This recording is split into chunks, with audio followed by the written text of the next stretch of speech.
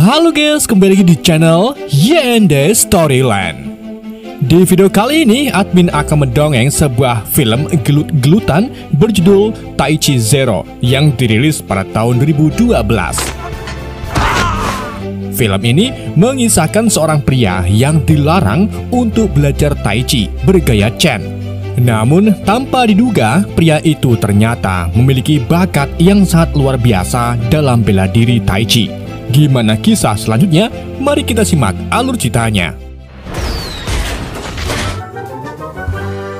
Gak bisa bahasa Inggris. Film ini dimulai dengan pertempuran antara tentara dinasti Qing dan sebuah kelompok prajurit luar biasa dari kultus kebenaran ilahi.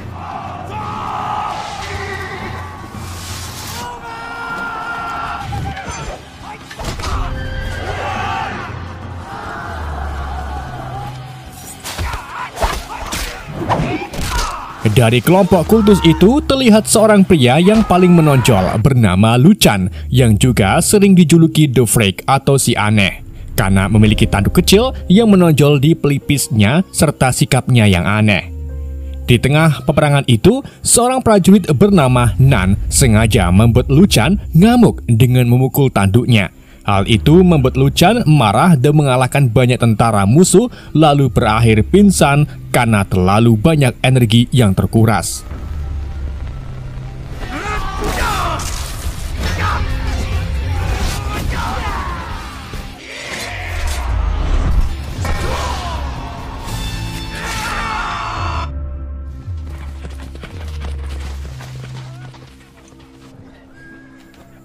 Tanduk aneh Lu Chan ini memang sudah ada sejak lahir. Meski terlihat dari keluarga kaya raya, tapi ayahnya tidak terlalu memperdulikannya. Dan hanya ibunya saja yang peduli dengan hidup Chan. Lalu, suatu hari, saat Lu Chan sedang main, seorang anak mengganggunya dengan mengambil jajan Lu Chan. Namun, Chan gagal melawan anak itu dan jatuh ke tanah. Tapi, ia kembali bangkit lalu mengalahkan bocah itu dengan kekuatan yang luar biasa.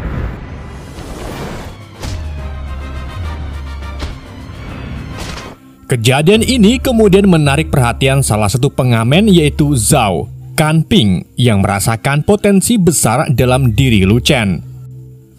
Sementara itu, ibu Lu Chan juga dituduh mencuri oleh suaminya. Meskipun itu benar, tapi tindakannya itu demi tabungan masa depan Lu Chan. Karena hal itu, ibu Chan pun dihukum dan dibiarkan mati di luar rumah. Lu Chan lalu mendekati sang ibu sambil menangisi keadaannya. Di samping itu, Zhao Kanping yang dari tadi mengikuti Lu Chan kemudian menjelaskan tentang bakat kungfu alami Lu Chan ke sang ibu. Dan mengatakan kalau tanduk aneh di dahinya itu biasa disebut 3 bunga di mahkota. Di saat detik-detik terakhirnya, ibu Lu Chan kemudian menasihati putranya untuk mendalami ilmu kungfunya agar bermanfaat untuk hal-hal baik. Setelah ibunya meninggal, Lu Chan pun dibawa oleh Zhao Kanping yang ternyata adalah pemimpin dari kultus kebenaran ilahi yang sedang menyamar sebagai pengamen jalanan.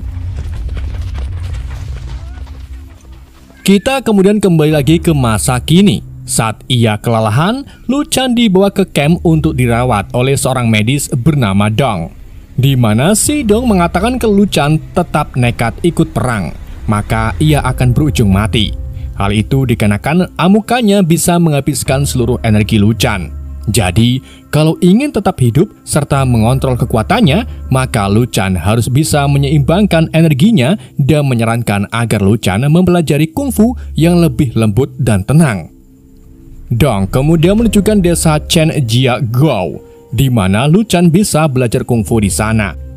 Tetapi, orang-orang di camp mengejek saran dari Dong, namun berbeda dengan Lu Chan yang memikirkan perkataan Dong sampai tak bisa tidur.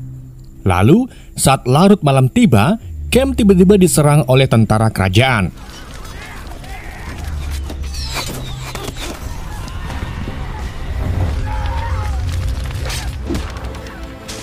Dalam kerusuhan itu, Lu Chan untungnya selamat.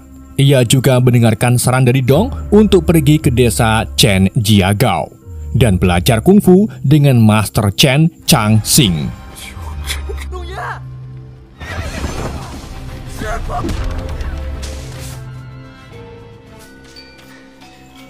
Setelah melakukan perjalanan berhari-hari, Lu Chan akhirnya sampai di desa Chen Jiagao. Namun kedatangannya itu tak disambut hangat oleh warga-warganya. Ketika Lu Chan mengungkapkan keinginannya belajar kungfu, para penduduk desa malah mengatakan kalau mereka tidak mengajarkan kungfu ke orang asing. Sampai akhirnya Lu Chan kemudian tertabrak mesin uap yang dikendarai oleh pria bernama Fang Zijing dan tunangannya yaitu Yuniang. Yuniang pun menanyai apakah Lu Chan baik-baik saja dan mengatakan untuk menghubunginya jika ada hal yang biasa bisa ia bantu.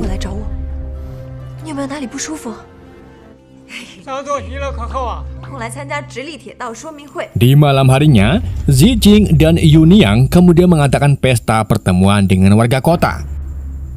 Hal ini untuk merayakan pencapaian Zijing yang menerima pendidikan di negara-negara barat. Ia juga baru saja diangkat sebagai kepala proyek perkereta apian, di mana ia bertugas untuk membangun jalur kereta api yang akan dilalui desa Chen. Karena nantinya akan mengangkut gula dan barang-barang dari barat sebagai penukaran produk herbal lokal dari desa Chen.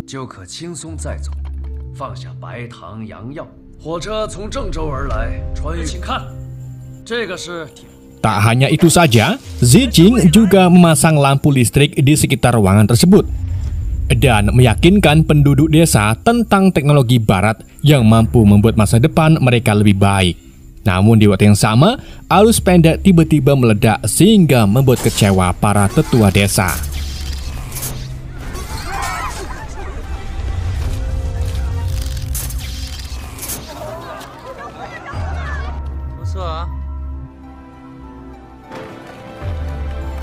Di hari berikutnya, Lu Chan kembali bertemu Yuniang di tempat pengobatannya.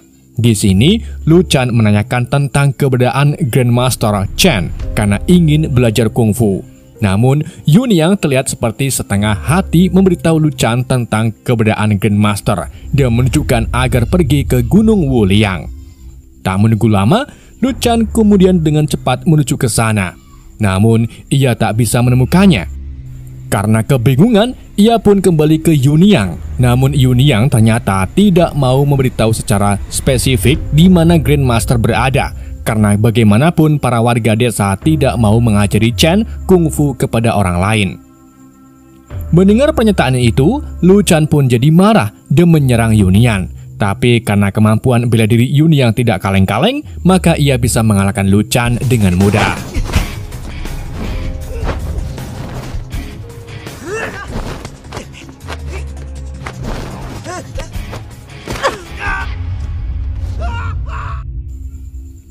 Setelah kejadian itu, Lu Chan lalu dibawa oleh salah satu warga desa untuk disembuhkan. Kita sebut saja Pak Tua.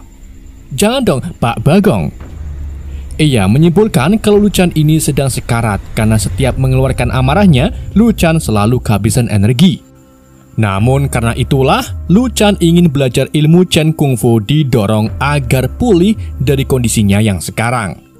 Sementara itu, Zijing menjadi putus asa setelah penduduk desa menolak memberikan tanah mereka untuk proyek kereta api. Meskipun ia merupakan sepupu jauh dari keluarga Grandmaster Chen dan dibesarkan di desa, akan tetapi ia diperlakukan seperti orang luar dan tidak diperbolehkan untuk belajar Chen Kungfu. Bahkan setelah ia kembali dari pendidikannya di barat dengan niat membantu para warga, tapi tetap saja orang-orang masih tidak mau menganggap Zijing sebagai bagian dari mereka. Saking kesalnya, Zijing membandingkan dirinya dengan Yuniang yang merupakan putri Grandmaster Chen dan dicintai semua orang di desa.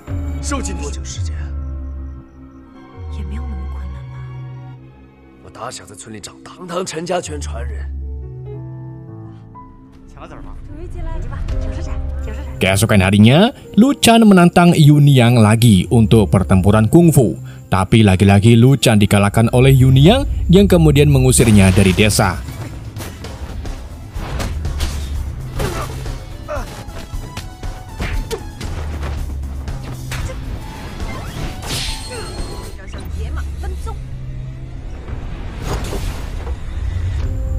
Di lain tempat, Zijing melakukan negosiasi dengan pemegang saham perusahaannya.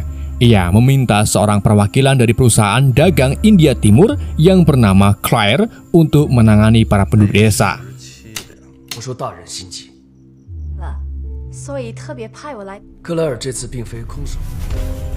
Di sisi lain, Lu Chen masih bertekad untuk belajar Kung Fu Chen. Ia mencoba banyak cara untuk kembali ke desa, namun para warga selalu mengalahkannya.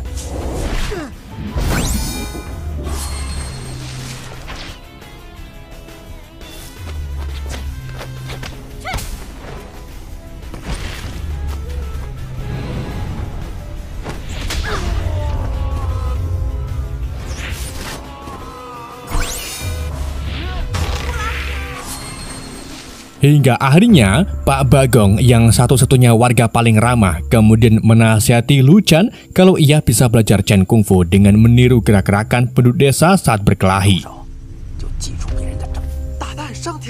Mendengar masukan itu, Lu Chen pun jadi lebih banyak membuat masalah dengan penduduk desa sehingga bisa mengamati gerakan dan meniru cara mereka berkelahi. Sampai suatu hari, ia berkelahi dengan seorang penjual tahu dan berhasil mengalahkannya. Para warga desa yang melihat pun terlihat kagum dengan Lu Chen.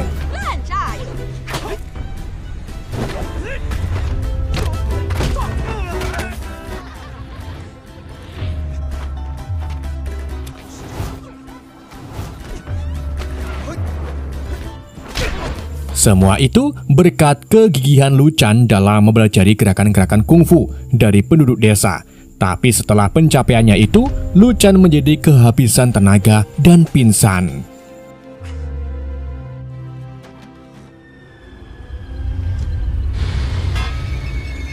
Tak lama kemudian, Claire serta Zijing tiba di desa sambil mengendarai mesin besar yang dinamai Troy untuk memasang rel kereta api.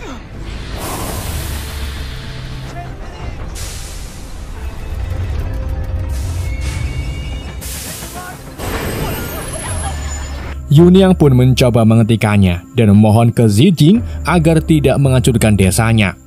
Di situ, Claire menyadari kalau Yuniang cukup berarti bagi Zijing hingga bisa meluluhkan hati Zijing agar tak menghancurkan desa. Yuniang kemudian langsung lari menuju Dewan Tetua Desa untuk menginfokan masalah tersebut. Namun, mereka malah menolak mengambil tindakan apapun karena Grandmaster Chen masih pergi. Sementara itu, saat Lu Chen bangun dari pingsannya, ia diberitahu oleh Pak Bagong tentang mesin Troy yang akan menghancurkan desa.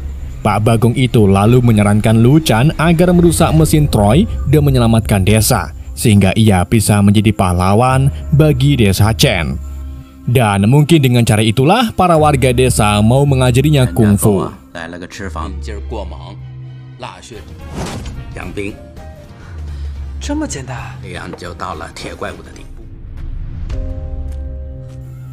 Di malam harinya, Yuning yang sedang mengamati mesin Troy tiba-tiba memergoki Zijing sedang menyatakan perasaannya ke Claire.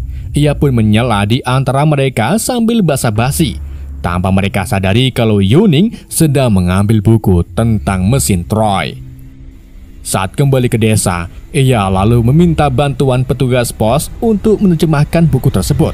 Sedangkan Lu Chen juga berencana diam-diam menyusup ke mesin Troy dan merusak mesinnya.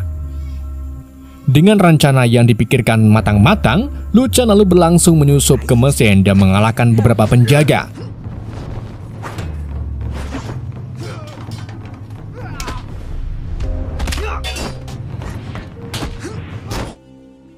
Setelah menyelesaikan para penjaga, Lu Chen terlihat kesulitan untuk mematikan mesinnya. Untungnya, Yuning juga menyusup ke dalam mesin dengan niat yang sama.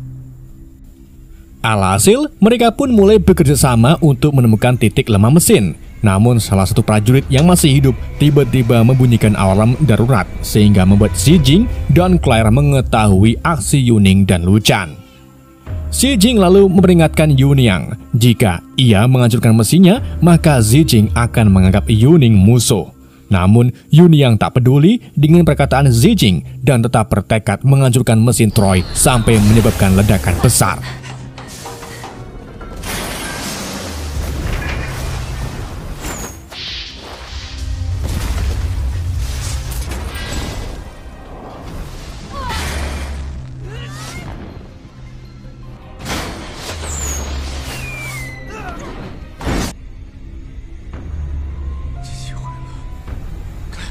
Akibat kejadian itu, Claire terluka parah dan berakhir meninggal di pelukan Zijing. Karena kematian pacar barunya itu, Zijing pun bersumpah akan balas dendam dengan menghancurkan desa Chen. Sementara itu, Lu Chan serta Yuniang kabur dan kembali ke desa, di mana Lu Chan baru tahu kalau Pak Bagong yang selama ini menolongnya ternyata adalah Grandmaster Chen. Dari awal, Grandmaster memang berencana menggunakan Lu Chan untuk menghancurkan mesin Troy agar tidak ada warga yang terlibat dalam masalah ini. Namun karena Yuniang juga berperan dalam merusak mesin, jadi ia yakin akan lebih banyak pasukan akan datang ke desa mereka, sehingga mereka akan melakukan persiapan yang matang.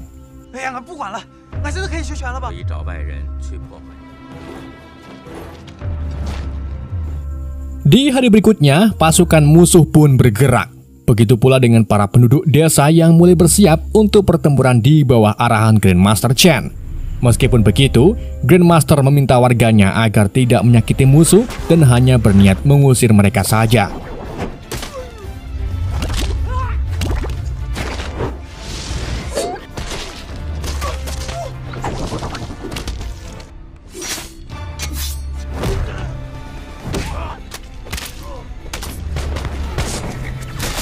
Lu Chan juga berpartisipasi untuk membantu penduduk desa. Saat pertempuran berlangsung, Lu Chan bertarung dengan mengandalkan teknik yang ia tiru dari warga Chen untuk mengalahkan para musuh. Sayangnya, saat Lu Chan ingin melindungi Yuniang dari serangan musuh, ia malah terkena senjata musuh hingga membuatnya terluka parah. Untungnya, dengan taktik yang direncanakan secara hati-hati, para penduduk desa berhasil menang dan sisa tentara yang masih selamat lari pergi ketakutan.